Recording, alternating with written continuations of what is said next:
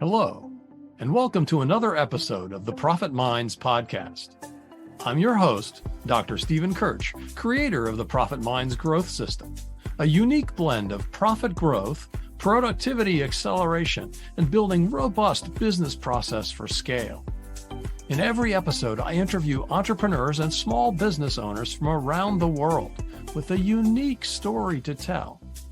You can find the show on YouTube, LinkedIn, Apple and Google Podcasts, Stitcher, Spotify, and more. So, hi everyone. Today my guest is Ben Towne, the founder of Towne Advisory, a business appraisal firm, and also the founder of Assurant Advisors, which provides analytical support in India. And today we're going to talk about how to leverage offshore resources to grow your business value. Welcome, Ben. Thank you, Dr. Steve. Pleasure to be here. Yeah. So I start every episode this way. Tell us your story. How did you get here? Yeah, so I'm a CPA. So started my professional life as doing taxes, doing accounting, doing auditing. But these days, I'm the CPA who doesn't do any real CPA work. I do only the business appraisal. About 12 years ago, I started my own firm, and that looks like me with a laptop wherever I wanted to be, doing that kind of work. And over time, I wanted to grow, and I wanted to grow primarily because it's a it's a risky business. It's project based, and I wanted to have that level of ability to absorb the projects as they came along, so it would just never be in need. And so over time, we've built this remote firm. We have project managers across the country, and we've built Assurant Advisors in India to work with us and other similar firms. Yeah. So why? Let me ask first of all, why India? Why? We talked a little bit about this, but before we started recording. You can't find the right sort of resource in the United States. What's There's a pipeline problem, and I think some of it is overall demographics, but also the CPA world and the business appraiser world just have a shortage of people compared to the demand of work that's out there. And so there have been lots of models where people have gone outside of their local area to find people. COVID has really juiced that. So it's no problem to work with somebody across the state or across the country. And we just kind of took that to the nth degree and went to another country, went to India, where there is already a really big population of people who are trained in this type of work, for me, business appraisal work, and who are really smart. There's a really good educational system on a per capita basis. There's the same number of business schools there as there are here, and all those people are trilingual. I can barely get my single lingual, but they always have English and Hindi and their local state language, generally speaking. So really great people. There's a lot of them. I don't know if you've heard that there's a lot of people in India. And somewhere that along makes the it line? I heard that. Yeah. something like that. So there are people available that are great to work with that can help us out here on US based work. Yeah. So what are the kinds of tasks that you have these folks doing? Well, and I like to think about it not so much as tasks, but as part of the team delivering the whole solution. So it tends to be that in our particular case, the myself and the project manager are the ones who are mostly interfacing with the client, but literally everything else can be done in India because it doesn't matter where work is done. So all the document intake, all the analysis of those documents, putting the whole analysis together, the story, doing the research, all of those things absolutely can be done, on the first pass there, reviewed there, comes here, we review it as well. We work with them back and forth if there's any changes, etc. And then we talk with the client. Yeah. So what? So obviously it helps with capacity, Yes. right?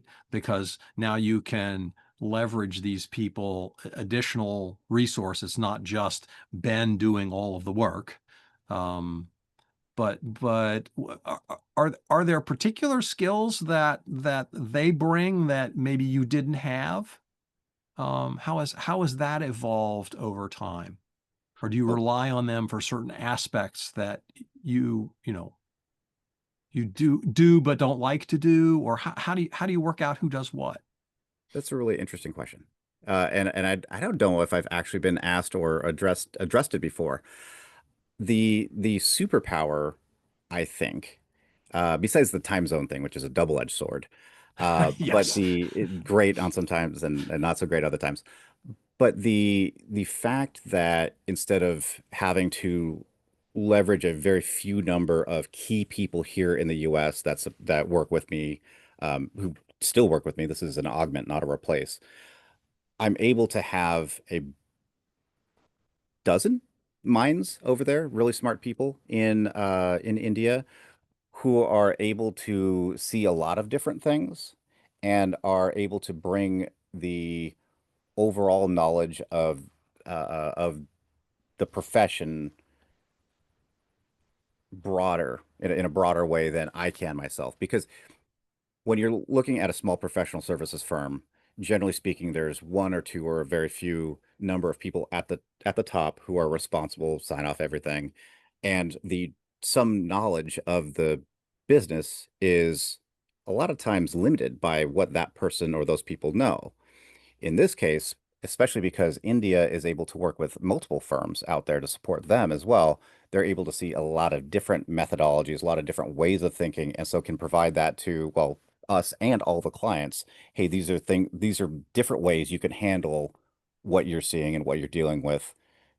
Now they're a smarter crew, and as a result, I'm smarter. Yeah, that's interesting. It is,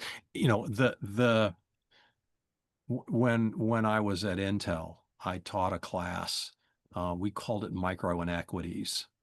Hmm. Um, and it was DEI before DEI was a thing. So we're talking maybe 15 years ago, because we were trying to pull in more women and what we called underrepresented minorities into the tech world. Hmm. And one of the things that we realized was by valuing their opinions, you got better results, right? That's the whole theory behind DEI, which I know is not in vogue at the moment. But the reality is having diversity of thought and diversity of perspective makes for a stronger team. And it seems like you're seeing that uh, significantly play out for you and your firm in terms of, how do you handle a certain kind of situation? Absolutely. And I think the underlying point is that when you have a thought, when I have maybe a theory of how something should be done, but then that gets challenged by somebody having a Hmm. different thought. Maybe they're wrong, maybe I'm wrong, maybe we're both wrong, whatever. But the fact that I now have to defend live, and this is all very positive, defend Yeah, live sure. and work it out with my team member, that means either my version comes out even stronger and better and more well defended, or it changes. And either outcome, to your point, is a better outcome than me saying, yeah, I know what I'm doing, which I do, but now, yeah, I know what I'm doing, and we're gonna do it this way. So I totally agree with what you're saying. And yes, absolutely. And the India team helps with that. Yeah. So why is it that you decided to form your own subsidiary? Because there are lots of, you could go to Upwork, right? Sure. There's lots of different ways of finding resource in offshore. Uh, The, yeah, there's a little bit of a story behind that. Uh, I I realized probably 10 years ago that this was going offshore was a valid way of expanding capacity, and I tried several different vendors. And they all had their pluses and minuses. Not to denigrate any of them. There was absolutely enough pluses there where I believe in the model and still, did believe and still believe in the model. It was just over time, I realized that when I'm investing in the development of a team, I want to make sure that it's our team that we're basically reinvesting in. So that was one of the biggest components of wanting to start up our own firm that we do have control of. Uh, Also, I have pretty high standards, I believe. So I wanted it to work in a very particular way with that team. And so because of that desire, I wanted that level of control Yeah. with my partner Nishant. Now, do you provide offshore resources to other firms, or is this simply an intact team for you and your firm of Town Advisory? Yeah, it was kind of phase one and phase two. So my immediate desire and aim was to support town advisory, which we accomplished well in the first year. And so year two was kind of right away into phase two, which is then, yes, to offer to other valuation and litigation support firms so that they can have the same benefit. Because I will say most of us have been through the wars where we're trying to sell business all day long and then trying to work all night long because there's nobody to do the work. And I got sick of that, and I know other people have been, and some people are still there, and it really hurts me that other people have to do that. It's a very risky way of operating your life, and it's just not very sustainable. So I'm hoping truly, truly that I can help other small practitioners just have live a better life and enjoy their firm more. And it's especially appropriate that this Assurant Advisors is especially appropriate for valuation experts. And you said also some legal support. What other kinds of services do you at Assurant and do your partner Assurant Advisors? What do they offer? So right now, primarily it is in the business valuation and forensic accounting type arenas.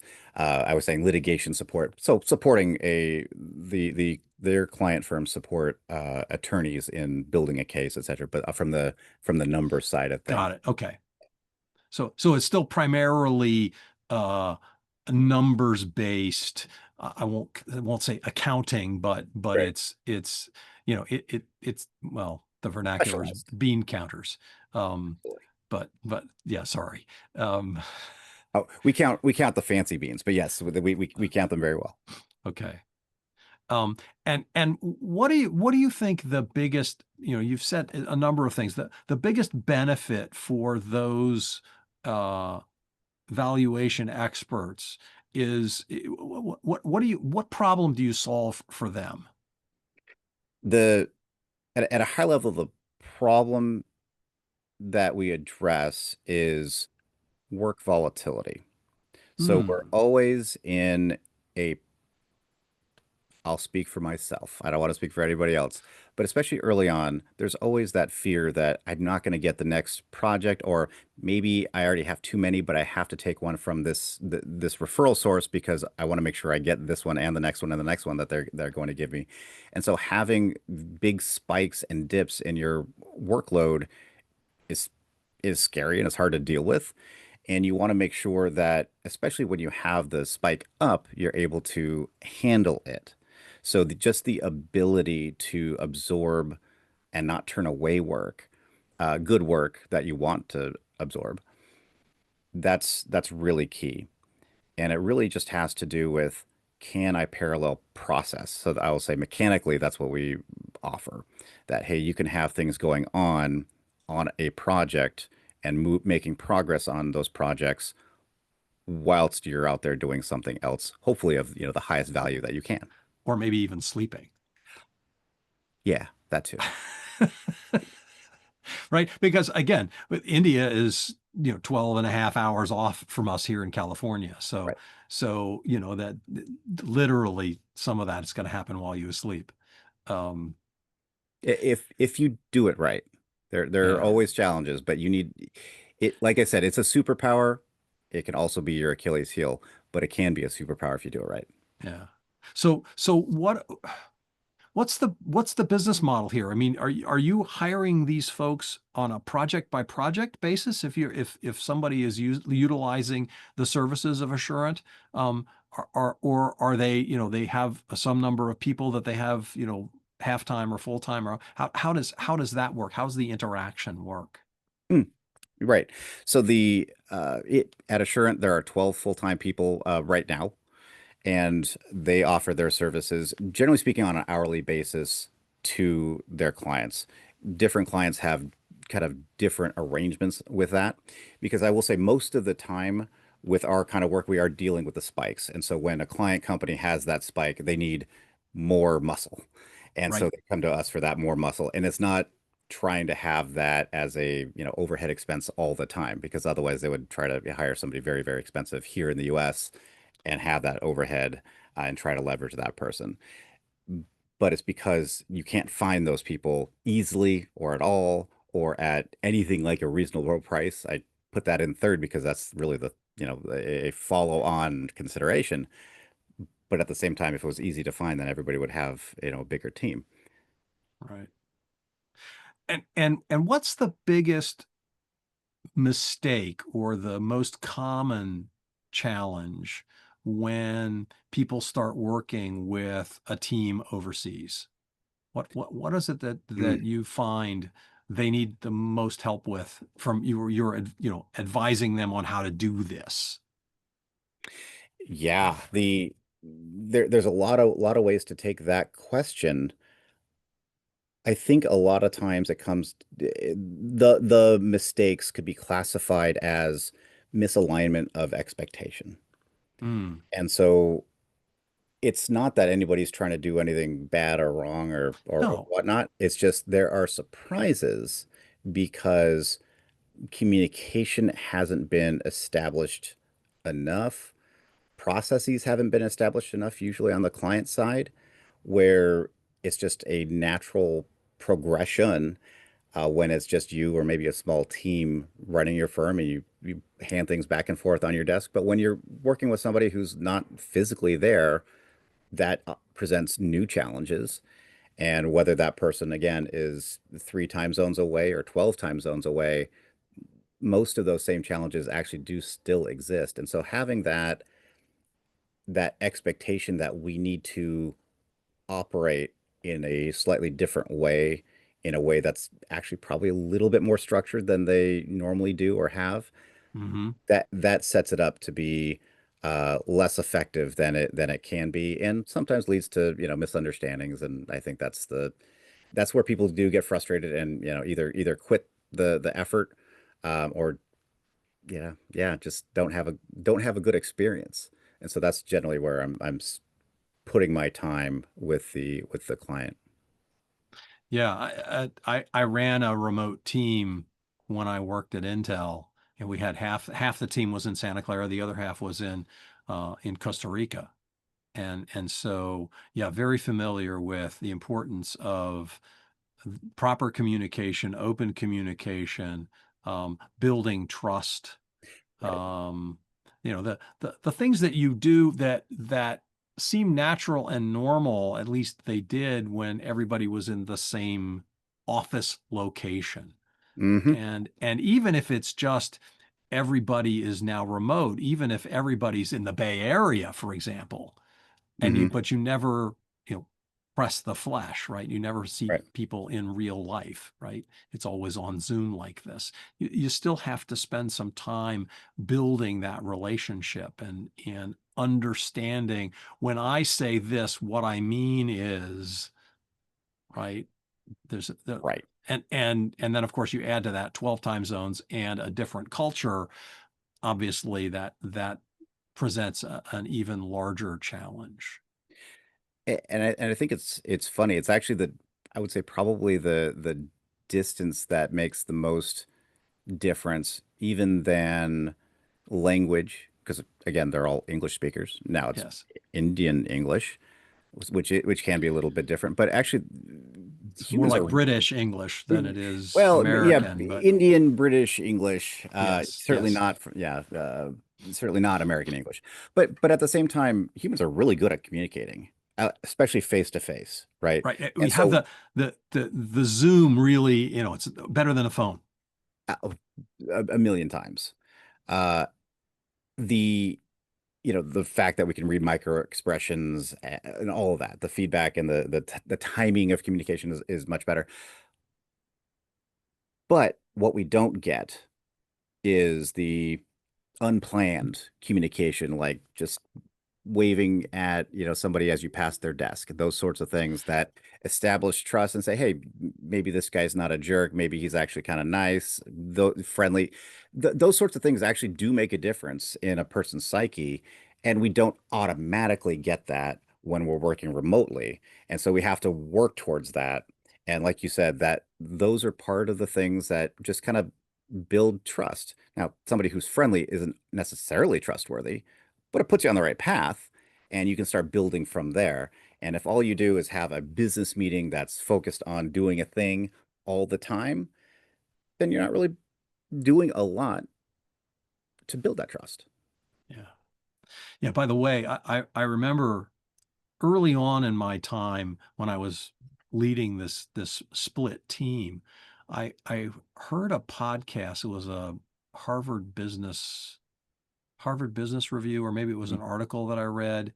But they talked about having at the beginning of the meeting what they called structured, unstructured time, which Mm-hmm. was 5 or 10 minutes at the beginning of the meeting to just find out, hey, how was your weekend? Or how is your kid doing? Or, but it's a matter of, again, building those connections which are not purely business, but crucial to the human connection, which enables the business communication to be smoother. It gives you context for Hmm. who you are within the culture of the business, gives you context about the other person specifically. And so that is why actually the technology has really made this whole concept possible. Yeah. Like you said, Zoom is a much better way to connect with people remotely, and even things that are uh, real time remote, like messaging through, say, Microsoft Teams, is awesome. I talk to my team all the time in India. You know, at nine o'clock my time, I'll just send them a quick message. How you doing? What about this project? Or how's this going? And that is sort of a proxy for the being able to walk by somebody's desk, and that's great. And this is Right. in addition to the asynchronous communication like email, which you have to do a ton of and be very specific about it too. But Right. Yeah. So how does this play into the valuation of the business? I mean, you're obviously growing your business and growing its value. How does it how does this kind of a model help in business value growth? right, right, right.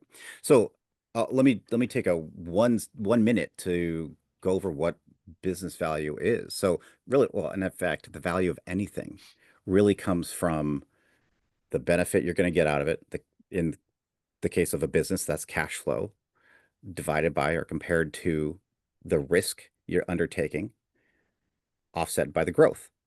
So anytime we look at a business enterprise, we're looking at basically those three variables that drive value. So when you're talking about, well, I'm not able to take advantage of the spikes in business because I'm constrained by, having me or just a very small team that they need sleep too, then that affects that cash flow number.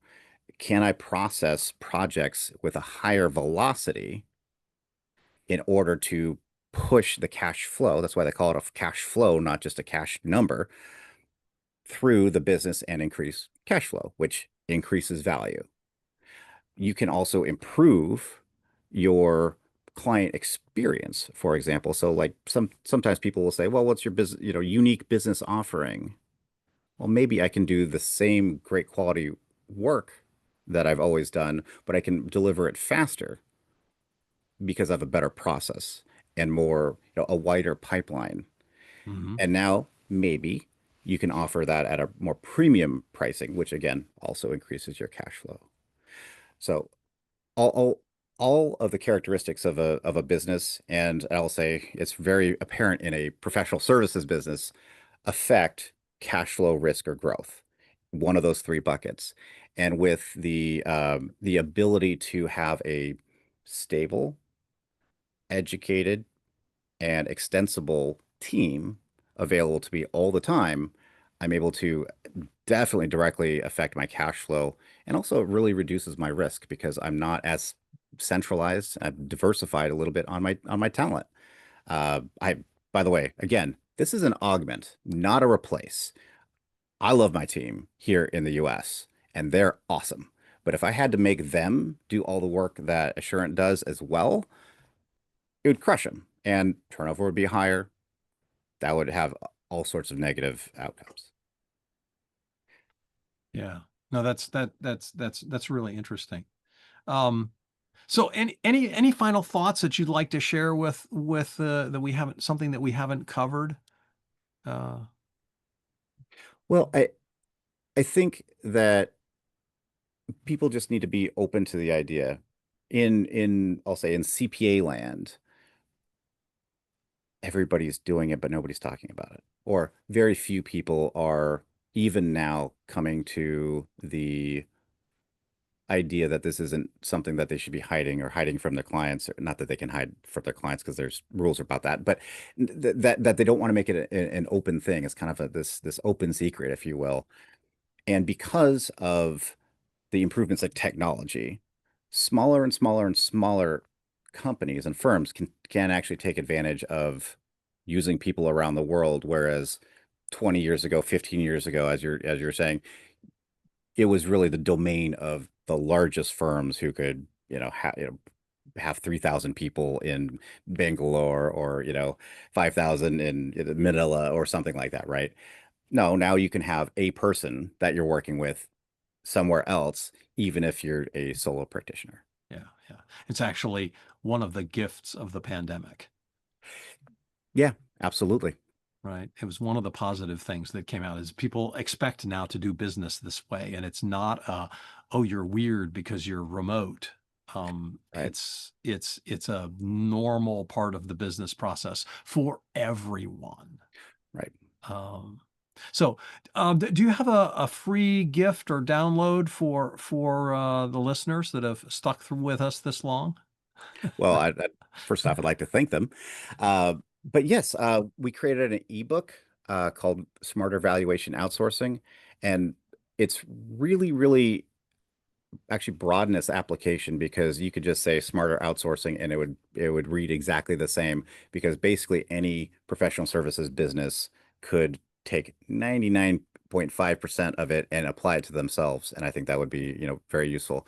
I have that listed up at ebookTowne, TOWNE.com. Okay, great. And we'll make sure that's in the show notes. Awesome.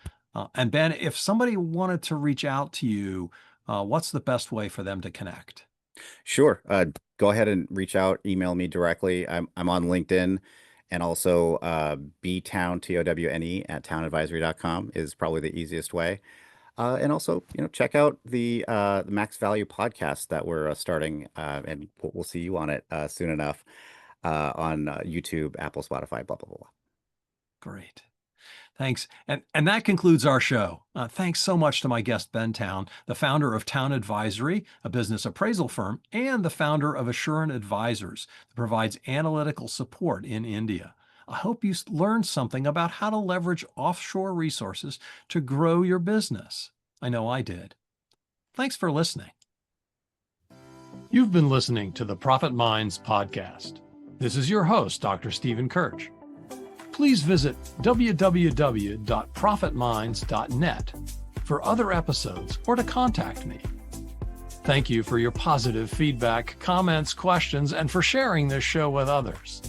Thanks for listening. Have a grateful day.